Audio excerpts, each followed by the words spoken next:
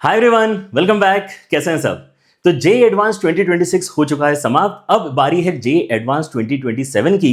And अगर मैं यहाँ पे अपने पेपर को अच्छे तरीके से देखता हूँ जो जे एडवांस 2026 में हुआ है, तो कई सारे ऐसे पॉइंट्स हैं जो 2027 वाले बच्चों को ध्यान रखना चाहिए अपने प्रिपरेशन के दौरान, ताकि उन्हें यहाँ पे एकदम से झटके ना लगे when they appear for their paper next year. And उसी चीज को हम यहाँ पे आज डिस्कस करने वाले हैं। कई सारे इंपॉर्टेंट पॉइंट्स हैं जो आपके सामने में रखने वाला हूं। And let us start without any delay. And the first point which I want to focus on is basically the paper pattern and marking scheme. अगर आप बच्चों यहाँ पे पिछले कितने भी पीवाईक्यूज को अगर यहाँ पे देख लेते हैं, कितने ही पेपर्स को अगर आप यहाँ पे देख लेते हैं, आप ये रियलाइज करना शुरू करेंगे कि जे एडवांस यहाँ पे सबसे पहला जो डिस्कंफर्ट बच्चों को देता है that is through paper pattern and marking scheme. ये हर साल कहीं ना कहीं थोड़ी बहुत चेंज होती रहती है।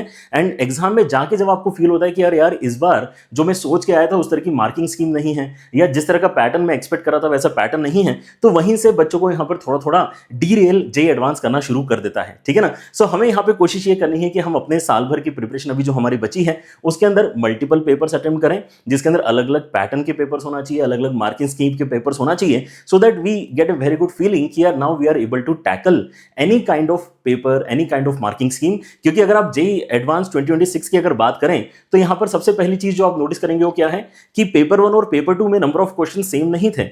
यूजुअली आपके पास में जितने भी पेपर 1 पेपर 2 आप देखोगे दोनों में सेम अमाउंट ऑफ क्वेश्चंस होंगे। अगर पहले में 18 है दूसरे में भी 18 होंगे, पहले में अगर 17 है दूसरे में भी 17 होंगे, पहले में 16 है दूसरे में भी 16 होंगे, राइट। लेकिन यहां पर क्या हुआ है, यहां पर पेपर 1 के अंदर आपको दिए गए थे 16 सवाल, लेकिन पेपर 2 में हो गए थे 18 सवाल। तो आप यहां पे पेपर 2 में ये एक्सपेक्ट करके नहीं जा सकते हैं कि यार चलो यहां पे इस बार मुझे नंबर ऑफ क्वेश्चंस थोड़े से कम मिले हैं तो मैं आराम आराम से अपने क्वेश्चंस को कर पाऊंगा। ऐसा नहीं है। आपको जाते से पता चलेगा कि नहीं यार इस बार मुझे थोड़े और ज्यादा क्वेश्चंस अटेम्प्ट करने हैं, स्पीड मुझे थोड़ी सी ज्यादा यहां पर रखनी पड़ेगी। तो वहां पे थोड़ा सा डिस्कंफर्ट आपको यहां पे फील होता है। नेक्स्ट आपको यहां पे दिखाई देगा कि मार्किंग स्कीम में देखो कितने सारे चेंजेस इन्होंने किए हैं। मार्किंग स्कीम में अगर आप देखते हो तो आपके पास में जो इंटीजर पैटर्न वाले क्वेश्चंस होते हैं, न्यूमेरिक पैटर्न वाले क्वेश्चंस होते हैं, उसके अंदर यहां पे नेगेटिव था ही नहीं। सो नेगेटिव अगर मार्किंग नहीं होता है तो कई सारे बच्चे काफी एफर्टलेसली उन क्वेश्चंस को अटेम्प्ट करते हैं, बिना डरे अटेम्प्ट करते हैं। And because of that sometimes जो बच्चे नहीं मार्क करने वाले होते हैं आंसर, वो भी मार्क करके आते हैं and they somehow get those additional marks. साथ ही साथ आप यहां पे नोटिस करोगे कि मोर देन वन वाले जो आपके क्वेश्चंस होते हैं, जो one of the most difficult patterns माना जाता है जे एडवांस के अंदर, उसके अंदर भी आपके नेगेटिव मार्किंग को कम कर दिया गया था। इस बार -2 के कंपैरिजन में इस बार केवल -1 मार्किंग ही आपको मिल रही थी इन all the questions of more than one pattern. ठीक है ना? एंड साथ में पार्शियल मार्किंग भी था, right. So because of that again आपके यहां पर जो रेजिस्टेंस है to attempt more than one वाले क्वेश्चंस, वो फिर से यहां पर कम हो जाता है and you need to basically attempt more and more questions from that pattern as well. So जब आप यहां पे इस तरह के चेंजेस नोटिस करते हैं तो उसके हिसाब से अडॉप्ट आपको ऑन द स्पॉट करना होता है। And that is the reason कि उस डायरेक्शन में आपकी preparation throughout the year हुई है या नहीं हुई है, उसके ऊपर आपका परफॉर्मेंस डेफिनेटली डिपेंड करेगा। सो आपको क्या करना है, आपको ज्यादा डरना नहीं है ना। आपके ईयर में नेक्स्ट ईयर 2027 के अंदर फिर से कुछ ना कुछ अलग मार्किंग स्कीम, कुछ ना कुछ अलग पैटर्न के क्वेश्चंस देखने के लिए डेफिनेटली मिल सकते हैं, राइट। बट आप उसके लिए रेडी कैसे होगे, है ना। केवल यहां पर आप अगर अपनी क्लासेस कर रहे हैं, केवल आप यहां पे अपनी डीपीपी सॉल्व कर रहे हैं, आप अपना मटेरियल सॉल्व कर रहे हैं, उससे आपको उतना रेलेवेंस फील नहीं होगा इस डायरेक्शन में अपनी प्रिपरेशन आगे बढ़ाने के लिए। आपको क्या करना है, एक अच्छी टेस्ट सीरीज डेफिनेटली फॉलो करनी है। अगर आप जहां पढ़ रहे हैं वो ऑलरेडी अगर आपको अच्छा टेस्ट दे रहे हैं, आपके रेगुलर इंटरवल्स के ऊपर टेस्ट हो रहे हैं, then that's fine. Otherwise you can definitely depend on one of the quality test series like Quizrr platform test series, जो आपको कई सारे टेस्ट प्रोवाइड करेगी और आपको फर्दर क्या करेगी, अलग अलग पैटर्न ऑफ टेस्ट के साथ में यहाँ पे एंगेज करने के साथ में यहाँ पे एक इंप्रूवमेंट प्रोवाइड करेगी। ठीक है ना? तो ये सबसे पहला आपको यहाँ पे लर्निंग होना चाहिए कि यार हमें कई सारे टेस्ट देना है। टेस्ट, मॉक टेस्ट देने से हमें डरना नहीं है और उससे भागना तो बिल्कुल भी नहीं है। ठीक है? दूसरी अगर मैं लर्निंग की बात करता हूं तो देखते हैं डिफिकल्टी लेवल में इस बार क्या हुआ है। हर बार डिफिकल्टी लेवल आपका कुछ ना कुछ अलग रहता है। एंड इनफैक्ट इस बार कई सारे बच्चों ने यहाँ पे रियलाइज भी किया होगा कि IIT Roorkee was the body जो आपका यहाँ पे पेपर कंडक्ट करा रही थी। ठीक है ना? पेपर लास्ट टाइम जब आईआईटी रुड़की ने कंडक्ट कराया था, so it was back in 2019। And 2019 के पेपर को अगर आप कंपेयर करके अगर यहाँ पे सोचो तो आपको ड्रास्टिक यहाँ पे डिफरेंस फील होगा in difficulty level. 2019 was very lengthy, very difficult kind of paper, लेकिन इस साल आपका एकदम रिवर्स हुआ है। इनफैक्ट मैथ्स की अगर मैं यहाँ पे बात करता हूं तो मैथ्स के अंदर जो आपका लेवल ऑफ क्वेश्चंस हैं वो केवल थोड़ा सा ही यहाँ पर मैं कहूंगा कि बेटर है जेई मेन के कंपैरिजन में। Otherwise so many questions are of JEE main level as well. कुछ क्वेश्चंस डेफिनेटली यहां पर स्टैंड आउट करेंगे जो आपको फील दिलाएंगे कि आप जेई एडवांस का पेपर दे रहे हैं, but there are lot of questions जो इजियर साइड में या मॉडरेट साइड में देखने के लिए मिले हैं in mathematics especially, and that is the reason कि यहां पर थोड़ा सा आपको ऑन द स्पॉट डिसाइड करना पड़ता है कि what subject are you focusing on when you are attempting a particular advance का पेपर। जैसे इस पेपर में अगर आप रियलाइज करोगे तो आपके फिजिक्स का लेवल सबसे बेहतर था, फिजिक्स काफी टफ पूछा गया था। उसके कंपैरिजन में अगर आप देखते हो तो chemistry would stand at number 2 and mathematics was one of the easiest subjects in this particular paper. So that again is a very surprising factor, क्योंकि जब आप यहाँ पे अपने पूरे साल भर प्रिपेयर करते हैं there is a very good chance कि आपने ऐसे ही पेपर को सॉल्व करना सीखा है कि यार मैं पहले केमिस्ट्री कर लेता हूँ या फिजिक्स कर लेता हूं एंड एंड में यहाँ पे मैं मैथ्स करूंगा, right, because maths takes a lot of time, maths usually difficult आता है, और आपकी प्रिपरेशन अगर उसी डायरेक्शन में अगर हुई है तो आपने इस पेपर को भी इसका मतलब उसी डायरेक्शन में सॉल्व करना स्टार्ट किया है। Now when you come to mathematics you realize कि हमारे पास में समय तो कम बचा है, लेकिन अब यहाँ पे हमें काफी इजी क्वेश्चन देखने के लिए मिल रहे हैं, राइट। सो आपको इसका मतलब इस तरह के जो अडॉप्ट करने वाली आइडियाज हैं उनके साथ में पहले से ही प्रैक्टिस कर लेनी चाहिए। आपके कई सारे ऐसे पेपर्स आपने दिए हुए होना चाहिए जिसके अंदर मैथ्स ईजी था, है ना, तो आपको रियलाइज होगा कि नहीं यार, अगर मुझे फिजिक्स से मैंने अगर अपना पेपर डिस्कशन अपना पेपर जो सॉल्व करना है स्टार्ट किया है, because I consider that as my go to option for selection of subjects, और मुझे अगर दिख रहा है कि यार फिजिक्स डिफिकल्ट है, मुझे एकदम से स्विच करते आना चाहिए बिटवीन द सब्जेक्ट्स। केमिस्ट्री पे आप यहाँ पे ड्रॉप डाउन कर सकते हो, आप यहाँ पे ड्रॉप डाउन करके मैथ्स पे आ सकते हो, लेकिन जितना जल्दी आप ये स्विच करोगे उतने जल्दी आप यहाँ पे एक सिंपलर सब्जेक्ट पे पहुंच पाओगे, ठीक है ना। तो इस तरह की प्रैक्टिस आपकी पेपर देने की डेफिनेटली होना चाहिए, एंड ये कई बार मैं आपको बता चुका हूँ, आपके साथ में जो भी गाइडेंस सेशंस भी हम लेते हैं उसके अंदर आपको बताते हैं कि यार आप जो प्रिपरेशन यहाँ पर कर रहे हैं वो तो आपके सिलेक्शन में हेल्पफुल डेफिनेटली है, because that is the base जो आप क्रिएट कर रहे हैं, लेकिन आप किस तरह से पेपर अटेम्प्ट करते हो दैट एक्चुअली डिफाइंस कि आपकी रैंक कितनी बेहतर आएगी, राइट। सो पेपर अटेम्प्ट करने की जो स्ट्रेटेजीज हैं वो आपको साल भर के अंदर बहुत अच्छे तरीके से डेवलप करनी है, and that will happen when you attempt different kinds of paper. Let me show you some examples from this particular year paper. जैसे कि आप यहाँ पे इस सवाल को देखो, है ना, ये आपका सिंगल क्रेडिट का सवाल आया था, I think this was from paper 1। क्या है इस सवाल के अंदर, आईटीएफ के अंदर हम इतनी ज्यादा प्रैक्टिस करते हैं, इतने अच्छे अच्छे क्वेश्चन क्लास में सॉल्व कर लेते हैं, उसके कंपैरिजन में ये क्वेश्चन कहीं पर भी स्टैंड नहीं करता। अगर आप ध्यान से देखोगे तो ये तो आपके पास में क्या ही दे दिया इन्होंने, cos इनवर्स ऑफ 1/√2 दे दिया, π/4 बनेगा, π/4 में 2 मल्टीप्लाई करके π/2 बनेगा, sin π/2 आपका 1 बनेगा, मतलब ये बीच वाला टर्म तो 10 के ही बराबर है।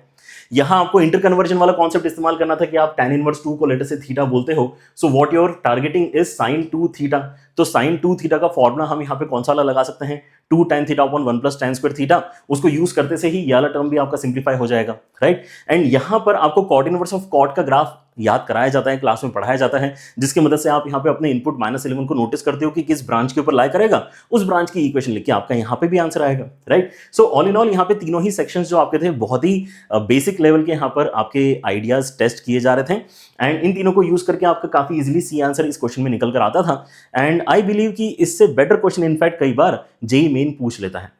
तो अगर आपने जेईई मेन लेवल तक की भी अगर तैयारी करी है, यू कैन नॉट से कि आपका यहाँ पे जेईई एडवांस एकदम बहुत ज्यादा डिफिकल्ट था, राइट, स्पेशली इन मैथमेटिक्स, क्योंकि मैथमेटिक्स में जेईई मेन का जो लेवल है वो खुद भी काफी अच्छा बना हुआ है। अगर आप जेईई मेन के भी अगर पीवाईक्यूज जाके देखते हो, उनको सॉल्व करने की अगर आपकी आदत बनती है, देन ये क्वेश्चन या इस तरह के क्वेश्चन आपको कभी भी दिक्कत नहीं देंगे इन जेईई एडवांस के पेपर, राइट। एंड कई सारे बच्चे इस चीज को भी नहीं समझ पाते हैं कि जेईई एडवांस के पेपर में हर सवाल डिफिकल्ट नहीं होता है, कुछ सवाल बहुत डिफिकल्ट होते हैं, कुछ सवाल बहुत इंटरेस्टिंग और ट्रिकी होते हैं, but if you let alone those kind of questions, अगर उनको अलग कर देते हो तो वो एक नॉर्मल पेपर ही है।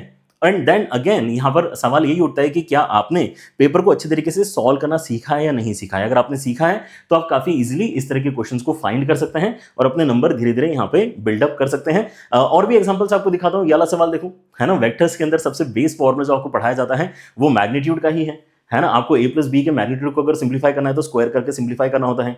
सो a प्लस बी के मैग्नीट्यूड का square a square plus b square plus 2 times of a dot b। वैसे ही यहाँ पे a माइनस b के मैग्नीट्यूड का स्क्वायर कितना है, 9 के बराबर है। इसका फॉर्मूला क्या है, a square plus b square minus 2 times of a dot b। सो दो इक्वेशन आ गई, दोनों को ऐड सबट्रैक्ट करके एक बार a square plus b square आ जाएगा, एक बार a डॉट b आ जाएगा। एंड यहाँ पे आगे जो कंडीशन दे रखी है वो तो और भी शानदार है कि a माइनस b और a ये आपस में परपेंडिकुलर है, मतलब डॉट करके 0 आना चाहिए। तो अगर डॉट करके यहाँ से 0 आता है तो आपको क्या पता चलता है कि यार a डॉट a मतलब a स्क्वायर और फिर a डॉट b मतलब हमें यहाँ पे ए डॉट बी का वैल्यू पता चल गया कि वो ए स्क्वायर के ही बराबर है। तो हम ऑलरेडी दो इक्वेशंस बना चुके हैं, एक इक्वेशन और आ गई जो बता रही है कि a square a dot b बराबर है। So we would get to know each and every term clearly now, है ना, कि ए डॉट बी का वैल्यू कितना है, ए स्क्वायर का वैल्यू कितना है और बी स्क्वायर का वैल्यू कितना है। एंड उसकी मदद से यहाँ पर क्या पूछा है, यहाँ पर पूछा है कि आपके एरिया ऑफ ट्राइंगल क्या होना चाहिए। सो एरिया ऑफ ट्राइंगल के लिए तो हम यहाँ पे क्रॉस प्रोडक्ट का इस्तेमाल करते ही हैं। अगर क्रॉस करके आप मैग्नीट्यूड लेके उसका हाफ करते हो तो आपको यहाँ पे आंसर मिलता है। और इस लेवल के questions again I am saying this कि यार ये इजी है, but why am I saying this easy, क्योंकि हम बहुत ज्यादा प्रैक्टिस ऑलरेडी इस तरह के क्वेश्चंस की जेईई मेन एग्जाम के लिए कर चुके होते हैं, right. So we are not expecting these kind of questions, a lot of these kind of questions in our paper, but this paper had so many questions जो JEE main या slightly above JEE main ही थे, right? But I personally would count this as a very very regular question of vectors, है ना, which is very much easy to attempt in your paper, right. कोई भी surprising चीज नहीं है ना इसके अंदर, ऐसा कुछ नहीं है कि हम यहाँ पे इक्वेशन सॉल्व करते करते फंस जा रहे हैं, राइट। जो यूजुअली हमारी एक्सपेक्टेशन होती है कि एडवांस के क्वेश्चन में कुछ तो होगा, है ना, कुछ नहीं था इस क्वेश्चन में, राइट। और एक एग्जांपल दिखाता हूँ, यहाँ पर देखो क्या हो रहा है आपका। अगर यहाँ पे कॉन्सेप्ट क्लियर है तो आपको पता है कि हम जब भी पैराबोला के ऊपर अगर टेंजेंट बनाते हैं और परपेंडिकुलर टेंजेंट्स अगर हम बनाते हैं, देन परपेंडिकुलर टेंजेंट्स आपकी हमेशा कहाँ से बनती है, डायरेक्टर सर्कल से बनती है, मतलब डायरेक्ट्रिक्स से बनती है। और डायरेक्ट्रिक्स से जब भी मैं यहाँ पे टेंजेंट्स बनाता हूँ तो जो पॉइंट ऑफ कॉन्टैक्ट है उनको ज्वाइन करने वाला लाइन आपकी हमेशा ही एक फोकल कॉर्ड होती है, ठीक है ना। जैसे आपको पता चलता है कि फोकल कॉर्ड बनने वाली है तो उस पॉइंट का अपोजिट फोकल कॉर्ड का एंड पॉइंट निकालना हमारे लिए काफी इजी है using the concept of T1 T2 is equal to -1, ठीक है ना। सो ये आइडिया इसके अंदर इस्तेमाल करना था जो एकदम फेमस आइडिया है ना, कहना चाहूंगा फेमस आइडिया है। तो ऐसा नहीं है कि हमें यहाँ पे दिखाई नहीं देगा। आपके इसमें एक पैराबोला दिया हुआ है जिसके ऊपर ये वाला पॉइंट अवेलेबल है 64,32, तो आप यहाँ पे काफी इजीली इसका पैरामीटर निकाल सकते हैं। एक बार इसका पैरामीटर आ जाएगा तो T1 T2 is equal to -1 से आप इसका पैरामीटर निकाल सकते हैं। एंड इस पॉइंट का जो आपका डिस्टेंस है फ्रॉम फोकस, वो फोकल डिस्टेंस का फिर से आपको यहाँ पर आइडिया होता है कि हम क्या बोलेंगे कि यार डायरेक्ट्रिक्स से इसका डिस्टेंस जो है और फोकस से डिस्टेंस सेम है, तो rather than finding focal distance from here हम डायरेक्टली ये डिस्टेंस निकाल लेते हैं। मतलब यहाँ पे जो a प्लस आपका x कोऑर्डिनेट है वही आपका डिस्टेंस आ जाता है। So again a very very easy question to address in your JEE advance का पेपर, है ना। अगेन ये पेपर 2 का सिंगल क्रेडिट का आपका क्वेश्चन था जो काफी इजीली सॉल्व करके यहाँ पर भी सी आंसर मुझे याद है कि इसका निकल कर आ रहा था, राइट। सो पॉइंट क्या है, अगर आपने यहाँ पे डिसेंट तरीके से पढ़ाई करी है ना, ऐसा नहीं है कि आप इस क्वेश्चन को रैंडमली सॉल्व कर जाओगे, राइट। कॉन्सेप्ट तो पता होना ही चाहिए, लेकिन अगर आपको पता है कि यार परपेंडिकुलर टेंजेंट्स बन रही है तो आपके परपेंडिकुलर टेंजेंट्स कहाँ से बनती हैं, डायरेक्टर सर्कल से बनती हैं। ऐसे सिनेरियो में आपका जो यहाँ पे PQ कॉर्ड बनेगा वो एक फोकल कॉर्ड बनेगा। फोकल कॉर्ड अगर बन रहा है तो T1 T2 is equal to -1 होना चाहिए। Yes, lot of concepts are involve, but ये इतने जल्दी यहाँ पे हमें एक एक करके रिकॉल करते आ जाते हैं, काफी इजीली रिकॉल करते आ जाते हैं कि this question becomes easy question in this particular paper, right. अगर आप इस क्वेश्चन को देखते हो तो डिफरेंशियल इक्वेशन हो सकता है कि आपने अभी नहीं पढ़ी होगी, लेकिन डिफरेंशियल इक्वेशन में हम 3-4 अलग अलग टाइप के डिफरेंशियल इक्वेशन पढ़ते हैं, जिसमें से ये सबसे सिंपल वाला डिफरेंशियल इक्वेशन का फॉर्मेट है जिसको हम कहते हैं वेरिएबल सेपरेबल फॉर्मेट, ठीक है ना। अगर आप ध्यान से देखते हो तो यहाँ से आपका न्यूमरेटर में y³ कॉमन निकलेगा एंड यहाँ से आपका e की पावर में 5x+1 बचेगा। एंड नीचे अगर आप देखते हो तो यहाँ से आपका e⁻x कॉमन निकलेगा एंड e⁻x को इस साइड लिख लेता हूँ just to make a symmetry की x टर्म्स इस तरफ है, और उसके बाद में आपका 1 + y की पावर 4 बेसिकली बचेगा, राइट। सो ये वेरिएबल सेपरेबल फॉर्मेट कैसे है, आप यहाँ पे बेसिकली dx को इस तरफ क्रॉस मल्टीप्लाई कराओगे, है ना, y वाले टर्म्स dy के साथ में भेजोगे और दोनों साइड इंटीग्रेट कर लोगे, ठीक है ना। So this is very very easy integration, है ना। चाहे आप LHS में dy का इंटीग्रेशन देखो या RHS में dx का इंटीग्रेशन देखो, आपके दोनों ही इंटीग्रेशन काफी इजी हैं जो पहली बार में सॉल्व करके आपको आंसर दे देते हैं, है ना। अगर आपने ये चैप्टर नहीं पढ़ा है, डोंट वरी, ये ऑप्शंस देख के आपको वियर्ड लग रहा होगा, लेकिन ये बिल्कुल भी यहाँ पे डिफिकल्ट टू रीच नहीं है। काफी इजीली हम यहाँ पे अपने आंसर पे रीच आउट कर जाते हैं by finding the value of c using this data, ठीक है ना। Again I can say this with confidence कि ऐसे सवाल आप NCERT में भी ढूंढ पाओगे। तो अभी तक तो मैं यहाँ पे जेईई मेन की बात कर रहा था, but for this particular question I can say कि जेईई का तो सवाल छोड़ो, ये आपके बोर्ड लेवल का सवाल है, right. So these kind of questions also come in your JEE advance के paper, so be ready for this. Again, है ना, सोचो कि यार जेईई एडवांस की आप तैयारी कर रहे हो, आप पेपर देने गए और आपको इंटीग्रेशन का ये सवाल मिले, ठीक है ना। Again I am not saying कि बिना इंटीग्रेशन पढ़े आप इसको कर सकते हो। अगर आपने अभी इंटीग्रेशन नहीं पढ़ा, आपके लिए पॉसिबल नहीं है इसको आंसर करना, लेकिन अगर आपने पढ़ रखा है तो आप यहाँ पे या तो सब्स्टिट्यूशन डायरेक्टली 3x को t डाल के सोचोगे, या फिर आप डायरेक्टली यहाँ पर जो है 3x से डिवाइड करके फिर यहाँ पे डिनोमिनेटर को कंप्लीटली सब्स्टिट्यूट कर सकते हो, whichever way you want to solve the particular question, है ना। आप रियलाइज ये करो अभी करंटली कि अगर आपने टॉपिक पढ़ लिया है तो आप इसको काफी इजीली कर सकते हो, right. And not every question of JEE advance is this कि भाई एक पेज का सवाल है ना, आपने सर क्लास में ये वाला क्वेश्चन करा दिया तो ये तो जे एडवांस का हो ही नहीं सकता, है ना, हमारी जे एडवांस की तैयारी नहीं हो रही क्लास में। कई सारे बच्चे ऐसा फील करते हैं, राइट। ऐसा नहीं है, आप यहाँ पे जे एडवांस के अंदर भी क्योंकि थोड़े सिंपल क्वेश्चंस डेफिनेटली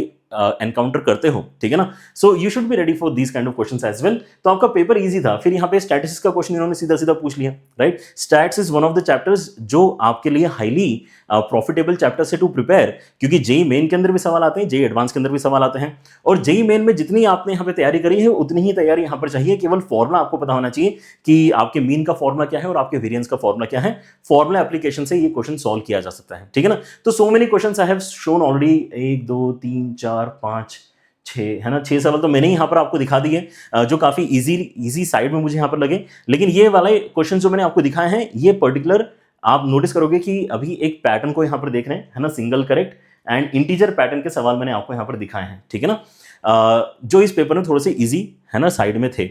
लेकिन पूरा का पूरा एक आपका सेक्शन है जो काफी इजी यहाँ पर होता है, which is basically matrix match, उसको मैं आगे डिस्कस करूंगा। उसके अंदर तो मुझे लगा कि जितने भी क्वेश्चंस आए थे सारे के सारे इजी ही कैटेगरी में जाना चाहिए, because of the way in which we can attempt the questions of matrix match, right.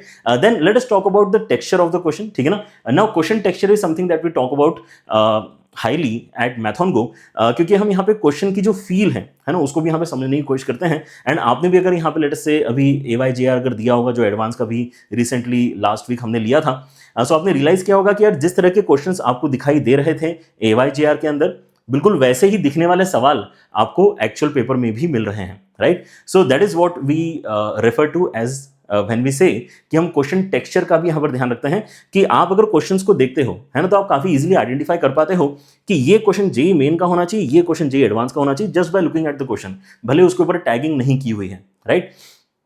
सो आपके इस तरह के क्वेश्चंस बेसिकली देखने का जो है एक एक्सपोजर अच्छा होना चाहिए, ठीक है ना। जिन बच्चों ने यहाँ पे QAFTs दिए थे, है ना, हमारा जो क्विजर का फुल टेस्ट वाला यहाँ पर सीरीज चल रहा था, वो अगर बच्चों ने यहाँ पर दिए थे तो उन्होंने तो यहाँ पर डेफिनेटली इस टेक्सचर को फील किया होगा कि आपके हर एक पेपर के अंदर जो क्वेश्चन आ रहे थे उनमें जो लैंग्वेज है, उनमें जिस तरह का यहाँ पे आपका कंस्ट्रक्शन है क्वेश्चन का, जिस तरह से आपको यहाँ पे सॉल्यूशन पूरा क्रिएट करना पड़ता है, हो सकता है PNC के क्वेश्चन से तो केसेस क्रिएट करने पड़ रहे हैं, ठीक है ना। तो वो सारी चीजें अगर आप ध्यान रखते हो then you are basically practising in the right way. लेकिन एक बात मैं डेफिनेटली बताता हूं आपको कि जब भी आप क्लास में प्रिपेयर करोगे, तो क्लासेस में कभी भी यहां पे जब टीचर क्वेश्चन लेकर आता है, जैसे मैं भी जेई एडवांस की क्लास जब लेता हूं, तो मैं कोशिश करता हूं कि आपके उन क्वेश्चंस का यहां पे डिस्कशन हो जिससे कॉन्सेप्ट क्लैरिटी ज्यादा से ज्यादा आपको मिल पाए, राइट। सो वहां पर क्वेश्चन टेक्सचर उतना अच्छा आपको देखने के लिए नहीं मिलता है, या क्वेश्चन पैटर्न आपको एकदम से ऐसा नहीं मिल जाएगा कि यार टीचर हर दूसरा क्वेश्चन मोर देन वन का करा रहा है, या फिर टीचर हर दूसरा क्वेश्चन मैट्रिक्स मैच का करा रहा है, ठीक है ना,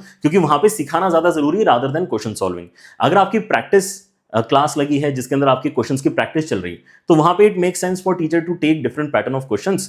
लेकिन यूजुअल क्लासेस में आपको यूजुअली, है ना, यहाँ पर जो क्वेश्चन का टेक्सचर है वो मिसिंग दिखाई देगा, आपको लर्निंग वाले क्वेश्चन ज्यादा देखने के लिए मिलते हैं। तो ऐसे क्वेश्चन यूजुअली आपको कहाँ मिलेंगे, जहां पर एक यूनिक तरीका है क्वेश्चन पूछने का, देखने में ही आपको लग रहा है कि क्वेश्चन काफी टफ है, वो क्वेश्चन एक्चुअली टफ नहीं है, लेकिन देखने में लग रहा है कि क्वेश्चन काफी टफ है। तो वो सारी चीजें आपको कहाँ मिलती हैं, वो आपकी चीजें या तो आपको मटेरियल में मिलती हैं जो आप सॉल्व कर रहे हो, या फिर आपको एक अच्छी टेस्ट सीरीज में मिलती है, ठीक है ना। तो इसलिए यहाँ पे मॉक टेस्ट देना आपके लिए काफी ज्यादा जरूरी है टू अंडरस्टैंड कि क्वेश्चन टेक्सचर आपका कैसा होता है। जैसे कि ये काफी एक स्टैंडर्ड क्वेश्चन आप मान सकते हो विच एक्चुअली डिफाइंस कि यार जेईई एडवांस का क्वेश्चन कैसे लंबा फील होता है, बड़ा फील होता है, ठीक है ना। बट क्या ये डिफिकल्ट है? बिल्कुल भी नहीं। आप अगर ध्यान से देखते हो तो इस क्वेश्चन के अंदर बेसिकली 3 पॉइंट्स आपसे निकलवाए गए हैं। पॉइंट P निकलवाया गया है, Q निकलवाया गया है, R निकलवाया गया है, और इनसे बनने वाला जो ट्राइंगल है उसके सर्कम सर्कल का रेडियस निकालना है आपको। सो अब यहाँ पे जब आप ट्राइंगल के लिए P की ओर आइडेंटिफाई करते हो तो वो ट्राइंगल एक राइट एंगल ट्राइंगल आ जाता है, ठीक है ना। और वो तीनों पॉइंट्स आपके काफी सिंपल निकल कर आते हैं। तो आपको स्टार्ट लेकिन करना पड़ेगा सवाल, आप केवल इसका साइज देख के नहीं डर के रुक सकते हैं, ठीक है ना। तो जहां तक मुझे याद आ रहा है आपके उसमें यहाँ पे 3 पॉइंट्स निकल कर आते हैं, एक 1,1 आता है, एक आपका बेसिकली 2,1 आता है, और एक आपका 2, शायद 4 आता है, ठीक है ना। तो इस तरह का कुछ तो आपका यहाँ पे ट्राइंगल बनता है ना। एक बार आप चेक भी कर लेना कि ये पॉइंट्स मैंने ठीक लिखे हैं या नहीं लिखे, बट इस तरह का आपका एक ट्राइंगल बन जाएगा। और इस ट्राइंगल का, क्योंकि ये राइट एंगल ट्राइंगल है, तो सर्कम रेडियस अगर आपको निकालना है तो क्या करना है, बेसिकली हाइपोटेनस जो भी आपकी आई है उसको हाफ कर देना है। हाइपोटेनस को हाफ कर देना है तो आपका आंसर आ जाता है। सी आंसर यहाँ पर आपको निकल कर आता है। बहुत ईजी क्वेश्चन है, लेकिन अगर आप सवाल को देखोगे तो ऐसा लगेगा कि यार कितना खतरनाक इन्होंने कंस्ट्रक्ट कर दिया है, क्योंकि यहाँ पे मुझे तो यार टेंजेंट का डिस्कशन करना है, पैराबोला का भी, सर्कल का भी, एंड देन मुझे इलिप्स के भी टेंजेंट का डिस्कशन करना है, ठीक है ना। So from the looks of it ऐसा लगता है कि यार बहुत डिफिकल्ट क्वेश्चन है आगे चल के, क्योंकि मुझे सर्कम रेडियस की भी कैलकुलेशन दिखाई दे रही है, ठीक है ना। लेकिन वो कैलकुलेशन आपकी ऑलमोस्ट जीरो है, because it comes out to be right angle triangle.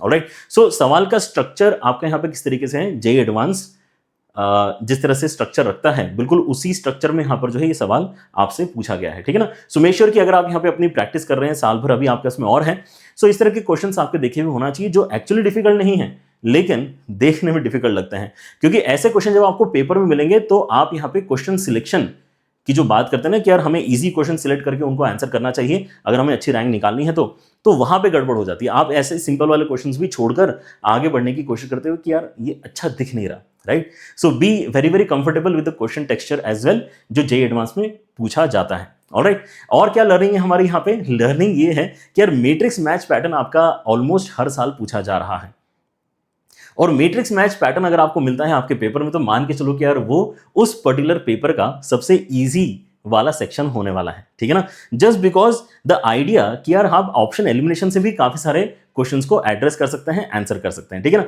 अच्छा, एक बात यहाँ पे नोटिस करना, मैं यहाँ पे चारों के चारों क्वेश्चंस आपको दिखाने वाला हूँ जो मैट्रिक्स मैच सेक्शन में पूछे गए थे पेपर 1 के अंदर।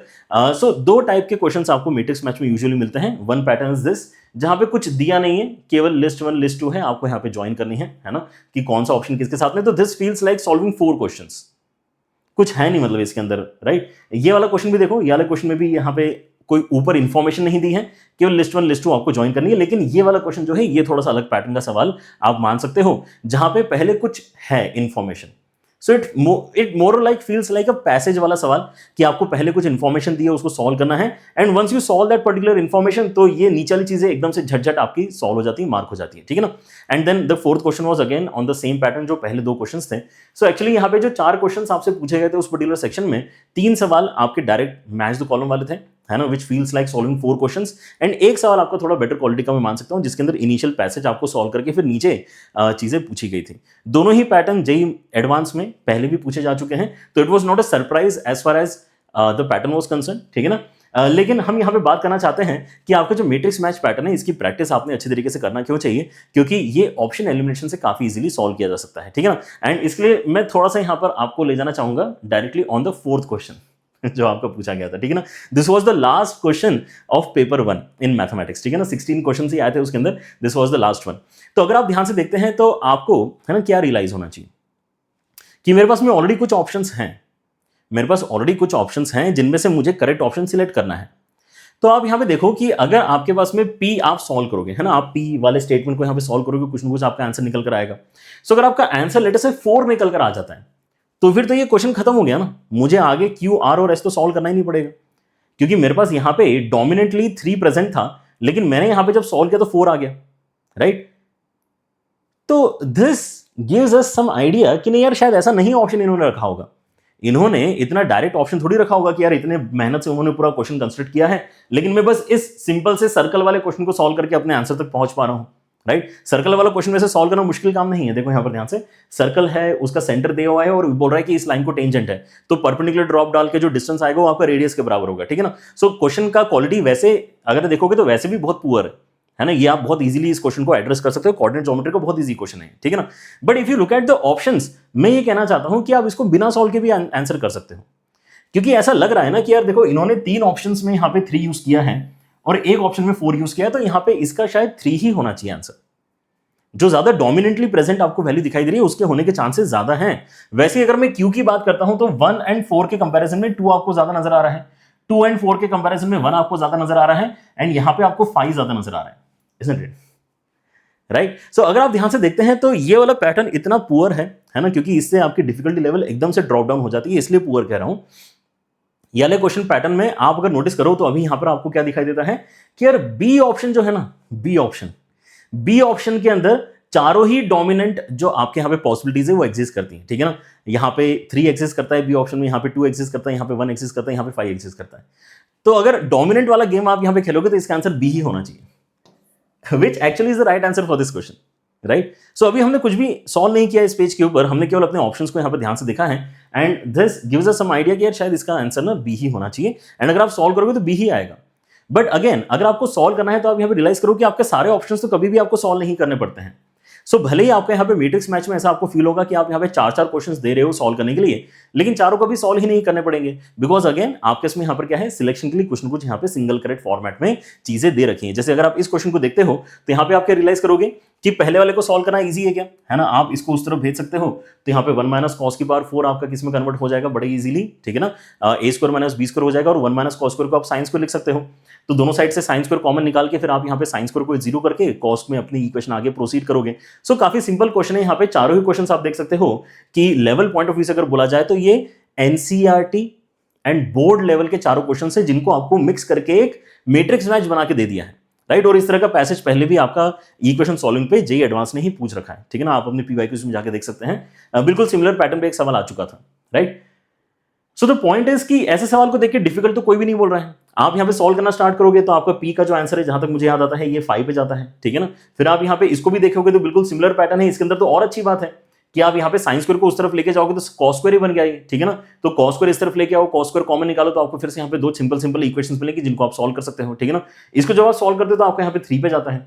अब जैसे आपने यहाँ पे ऑलरेडी ये एड्रेस कर दिया कि यार पहले दो जो है ऑप्शंस आपके आपने जो है एरो मार्क कर दिए कि यार ये आपका 5 पे जाना चाहिए, आपका 3 पे जाना चाहिए, ठीक है ना। तो आप यहाँ पे जब ढूंढना स्टार्ट करोगे कि 5 और 3, तो 5 और 3 वाला कॉम्बिनेशन और कहीं आपको मिल ही नहीं रहा है, it is only in B option, समझ रहे हो।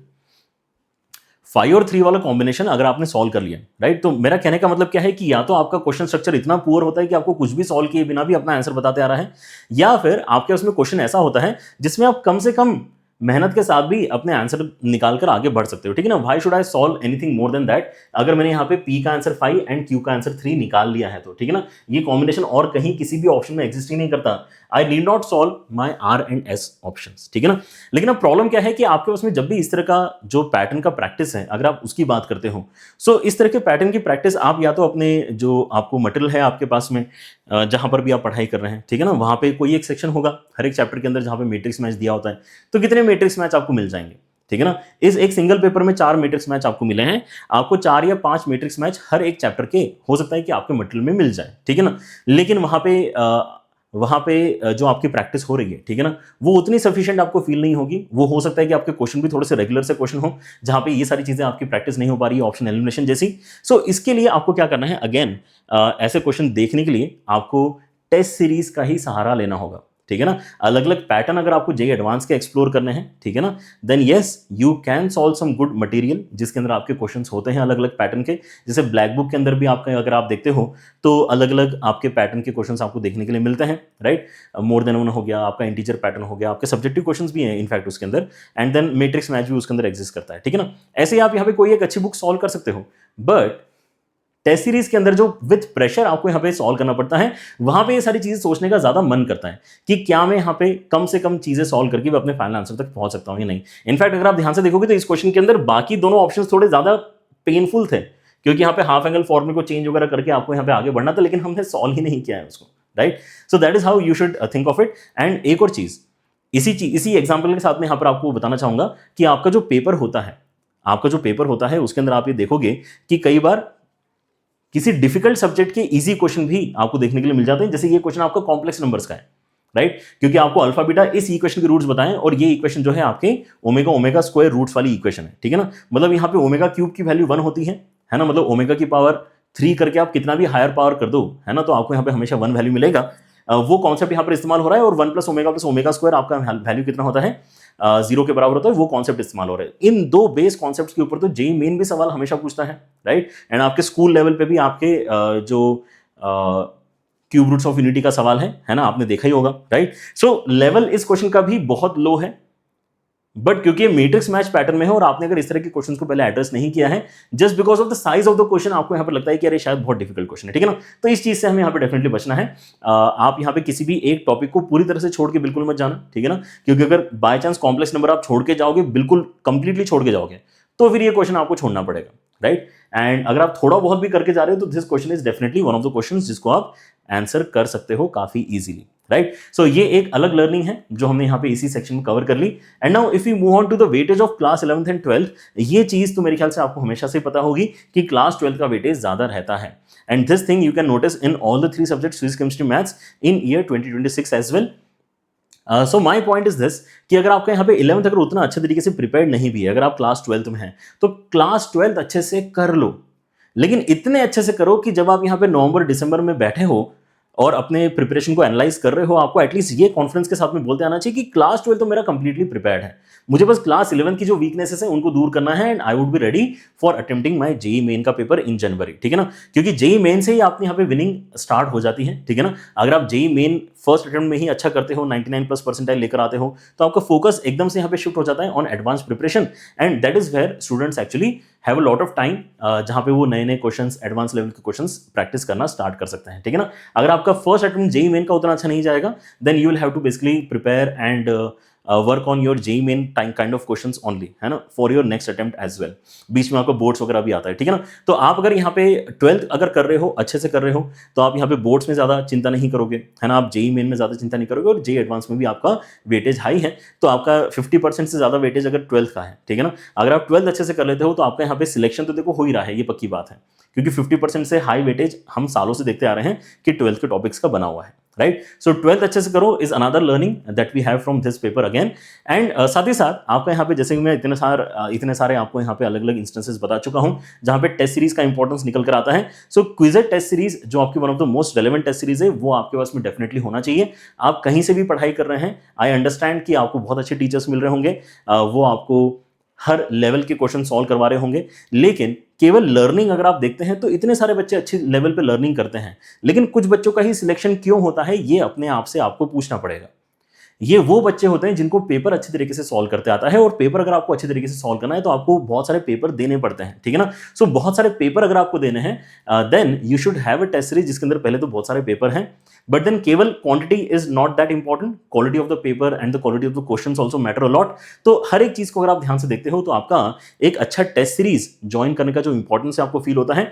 एंड एक एग्जाम्पल यहाँ पर बहुत ही इंपॉर्टेंट है जो मैं डिस्कस करना चाहूंगा।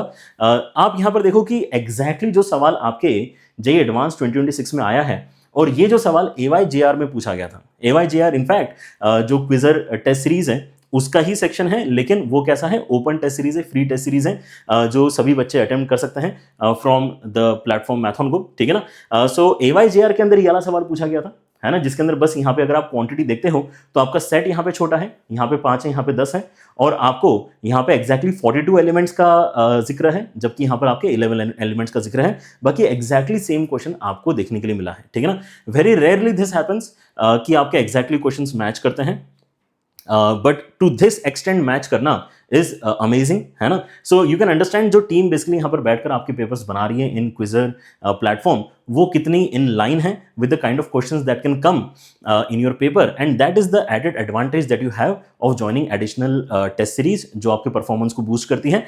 आप ये सोचो, ये AYJR कब हुआ था, ये AYJR आपके एडवांस के एग्जाम के 4 दिन पहले हुआ था। तो अगर 4 दिन पहले तक भी अगर बच्चे को ये सवाल नहीं आता है, लेकिन उसने अगर AYJR दिया है और उसने इस क्वेश्चन का सॉल्यूशन गो थ्रू किया है कि मुझे पेपर में तो नहीं करते आया, लेकिन मैं एक बार गो थ्रू कर लेता हूं अच्छे तरीके से, है ना, कि यार इसका सॉल्यूशन निकलता कैसे है, ये क्वेश्चन अच्छा लग रहा है, मुझे नहीं करते आया। ठीक है ना, सो उस बच्चे को 4 दिन पहले का जो नॉलेज है वो भी हेल्प कर जाता है in solving the actual JEE advance का क्वेश्चन। ठीक है ना, सो that is the kind of preparation you should be focusing on. ठीक है ना, आपको टेंशन नहीं लेना है, आप जहां पर भी पढ़ाई कर रहे हैं होपफुली आपके टीचर्स आपको बेस्ट पॉसिबल नॉलेज प्रोवाइड कर रहे होंगे। ठीक है ना, उसके साथ साथ अपने जो पेपर है उसको सॉल्व करने का तरीका अगर आप बेटर कर लेते हो, then you are in very good position, है ना। डोंट वरी, आपके 11th के अगर कुछ बैकलॉग्स वगैरह भी हैं, दैट इज ऑल्सो फाइन, धीरे धीरे उन सब चीज़ों को भी आप कवर कर सकते हैं, बट पढ़ाई कंटिन्यूसली चलने दें। एंड क्या क्या आपको ध्यान रखना है वो अगर आपको पहले से पता है, देन इस काम में आपको बेनिफिट डेफिनेटली मिलेगा कि यार हमें पेपर फोड़ना है। JEE 2027 is now the next target. Alright, all the best everyone, take care, bye bye.